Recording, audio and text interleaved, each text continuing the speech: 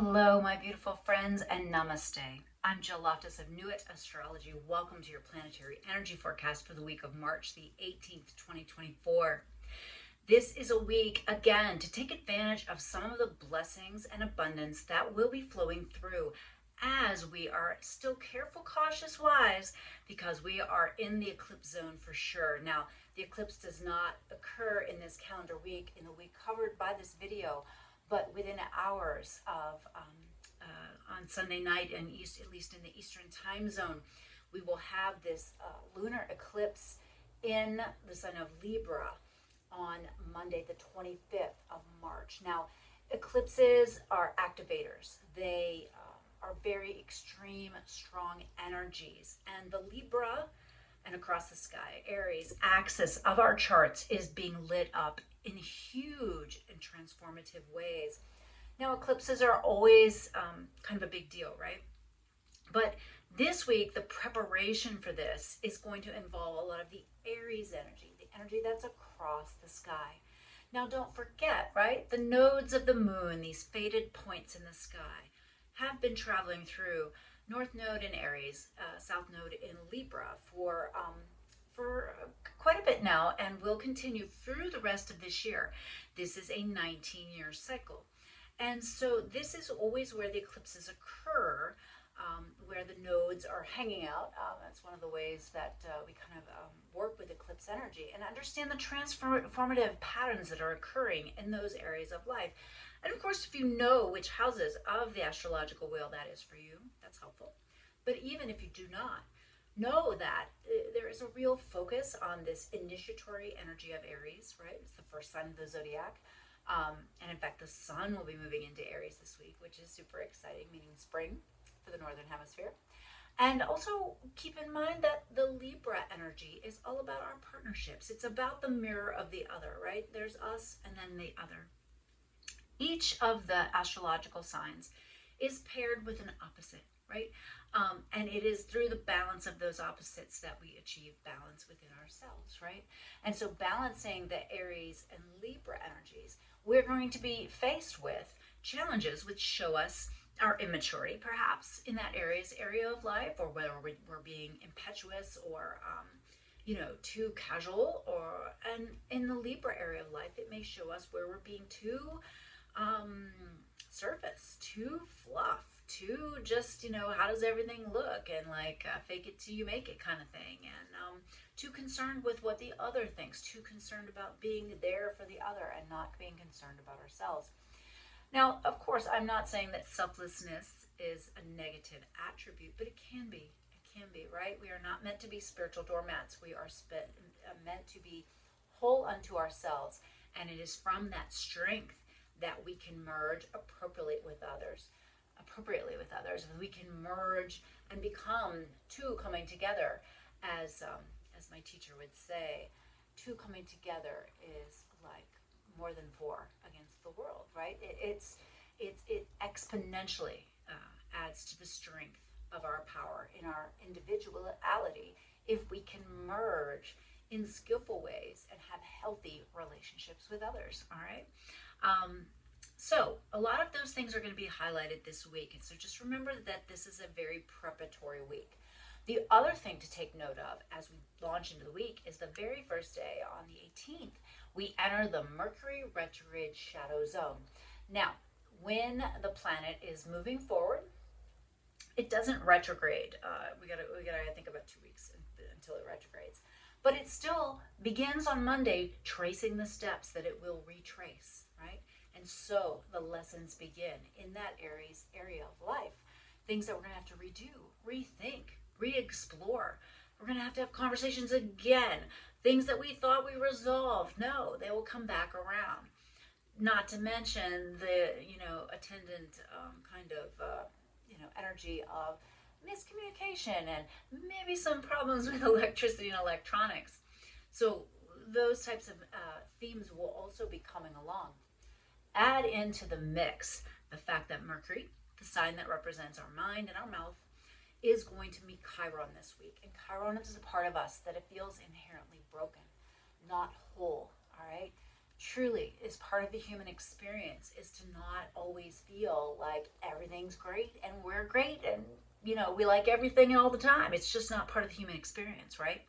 Part of the human experience is seeing where we can improve, how we're not whole, how we don't have control of everything and everyone, or even our own selves, which is the control that we need to gain, right? So there's going to be a lot of conversational energy this week that's very strong and pointed. And Aries is going to, of course, there are modifiers for this, right? Not every Aries is,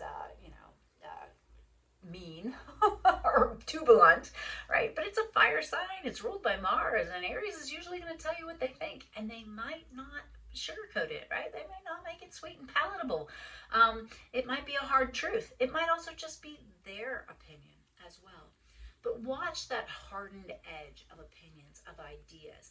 And if the mind becomes caught up in the fire, right? Caught up in all of that, the desire to have the thought and then speak it and then maybe even perhaps go into motion, right? Take an action.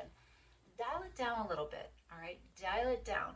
You'll see the rhetoric go up this week. You'll see the hurts, the pains, all that stuff. It's going to be right up in our face this week. And so we need to moderate our reaction to those things, all right?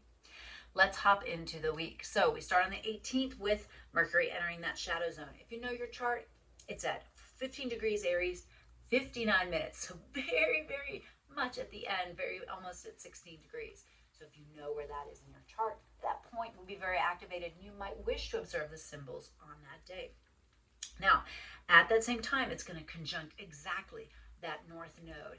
And of course, then be across the sky from the south node. Very karmic relationship things surfacing for you at this time. Make sure you work through them, right? Do the work. This is what this energy requires. All right, and then on the 19th, we have our astrological new year. This is the day that the sun goes to 0 degrees of Aries. So happy new year. A wonderful time for Tarka, for review, for reflection, for introspection, and even thinking about maybe initiating some new protocols or ways that you want to work with this energy of spring. It's just very vibrant and new and all about growth, right? Now we're watching also on the 20th, we've got that exact touching of Mercury and Chiron when they come together. See if you are paying attention to, a little bit more to the hurts, to the things that aren't working, whether it's within you or in your relationship dynamics or in the world at large. There's a lot going on. And in this information age, we know about it all, right? It's not just we know what's going on in our little town or village. We know everything all the time. So you may wish to moderate some of your input from media, social media, and news during this time, because it could be very triggering and very activating. I'm not saying stick your head in the sand, but be wise in your absorption of information. All right. So perhaps you need to do some self-healing. Aries is a very independent sign. Maybe you need to do some journaling. Take some time alone, some vigorous exercise. That's a great way to work with Mars and Aries kind of energy. All right, and then we have a really kind of interesting energy. On the 21st, we have Venus and Saturn meeting in the sign of Pisces. Now, Venus is very comfortable here, loves to merge with what she loves. Saturn, not so much. And so you could experience this energy in the duality that is Pisces in a couple different ways. There could be exhaustion. There could be some uncertainty about what to do with your money or what your situation is with love. There's not really any clarity. Well, you've got that Aries energy pulsing away, wanting some clarity. So again, you might have some conversations. You may also experience some strong declarations. When Venus and Saturn come together, it gives some sticking power to the Venusian things. And so you might make a decision. You might want to move forward. You might make a commitment. All right. But just be careful, because Piscean energy can be a little uncertain, can be a little, tenuous. It's just like when you're looking down through the depths of the water, it can be distorting, right? So just keep that in mind as you're making any of those decisions.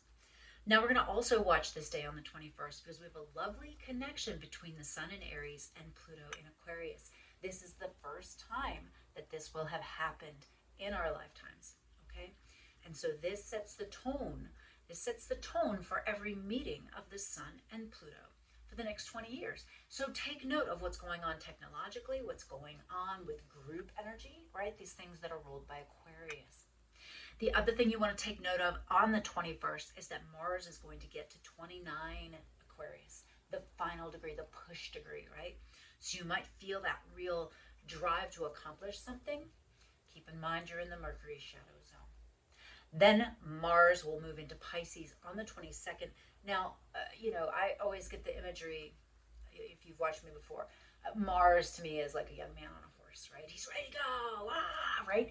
This, like, the horse just encounters like a big puddle or like a stream or a lake. And it's like, whew. All right, that Mars and Pisces energy is a completely different energy, right?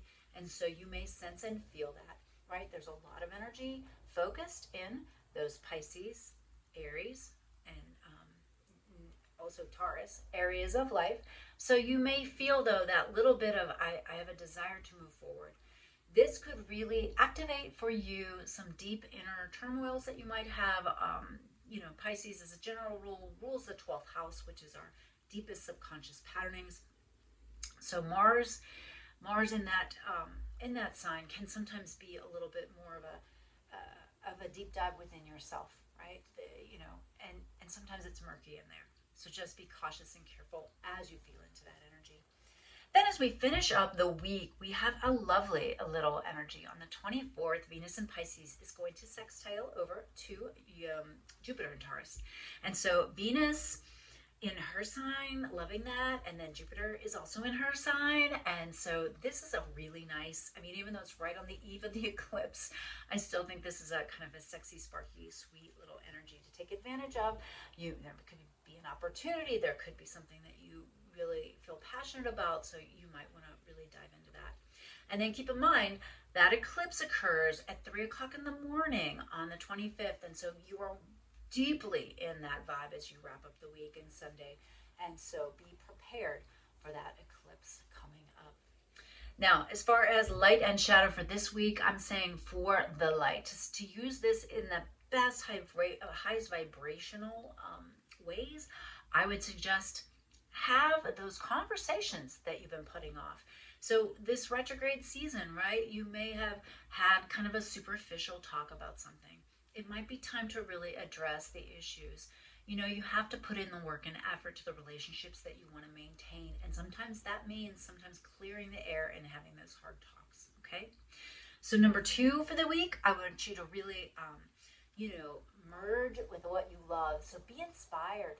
Get that Venus and Pisces with the Saturn, beautiful connection over to Jupiter, right? Like, make sure that you have space and time set aside for the passion projects that you have, the things that you really love and enjoy, whether it's art or music or whatever. Immerse yourself in those things in order to feel inspired and stay steady. And then finally, be grounded. Be grounded because of this transformative energy. Eclipses, think of it, it's like a hose, and the water's coming out, water's coming out, water's coming out. And when the eclipse happens, it's like all of a sudden the hose becomes a pipe and the water is flowing, right? And it's in Libra, so it's air energy, right? And so it's just so many ideas, so many conversations, so much information. So anchor yourself in your practices and stay grounded. Now, of course, many shadows to avoid this week, many low vibrational things could pop up, right? You're going to want to watch that Venus Saturn. There could be rules that you're unaware of that come from nowhere and get you, all right? So, really pay attention to the structure of things, all right? Number 2, anger. Again, I'm sure I've been saying this ever since Mercury got into Aries, but we have quite the pileup of planets in Aries, and truly the shadow of Aries is anger and immaturity. And so watch the anger. Make sure you're moving that energy appropriately. And then finally, the last one is to recognize that we're in the eclipse energy, right? And something is leaving your life, all right? It's a full moon lunar eclipse. Someone has got to go. And you might not feel great about that. But let go as skillfully as you can, right? Don't hold on to things that no longer belong in your life. All right, well, let's take a look at the tarot. I appreciate you watching. If this was useful, helpful, please comment below. I would really appreciate that. And I'll see you in the tarot.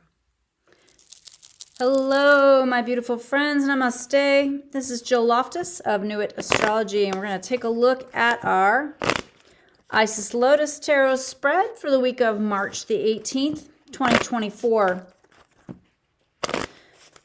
The wee bit of calm before the storm, so to speak, right? Lots going on.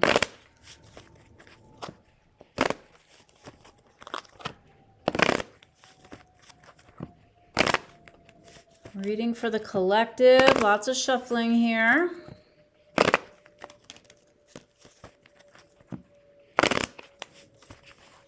All right, we're ready to roll. The first card is the past. So what influences us in the past? And that card is the Two of Wands. So there was a choice made. A decision had to be made. And in this environment, there's you. Now, and this is interesting. Two cards are popping up. We've got the Two of Cups. Well, first of all, I've got the Four of Cups, like assumptions. And the Two of Cups, something perfect for you. So you're kind of in this vibe of feeling like there's something that's quite right. And you're in this trust phase with the universe. Now, the environment is Queen of Pentacles. You're having to pay attention to the practicalities, to the money, honey. And as these culminate, the High Priestess is here reminding you to stay spiritual, that you are supported and connected. Now, the key card of the future, 10 of Swords. Something is going to go awry. It's not going to go like you wanted it to, but it is freeing you up for something else. Now, the opposing forces in play, Four of Pentacles, that conservation card, right? Pulling back. And on the other side, the Wheel of Fortune. Highly karmic event. Near future key card, King of Pentacles. So once this happens, take practical steps. Pay attention to the bottom line. You know, this is living in the real world kind of energy. Now, the modifiers for this, on the Four of Pentacles side, we've got the Ten of Cups, the happy family. On the Wheel of Fortune side, we have the Nine of Wands, the Don't Give Up card.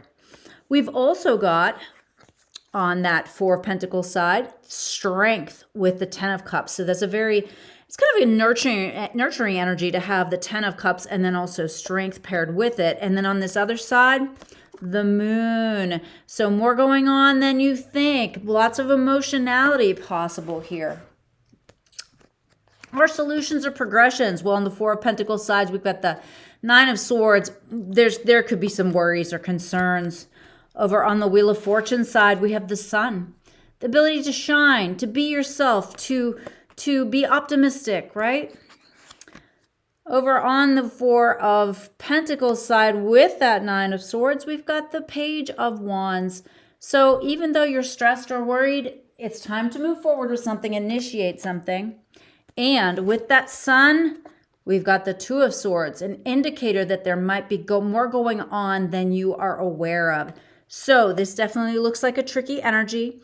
I would stay grounded. Understand that this week is all about the decision that you made in the past. You are seeing something that looks really perfect for you, but you might be making assumptions. You need to stay practical and spiritually connected. Watch for the ending. Watch for the fall. And then you can either choose to kind of regroup, focus on home, family, security, and wait for initiation later, or see the karmic wheel spinning, keep moving forward, be very intuitive, but make sure that you are really seeing what's going on. Make sure you're seeing it clearly. No self-deception. All right, well, I hope you have a wonderful week, and I'll catch you next week. Bye.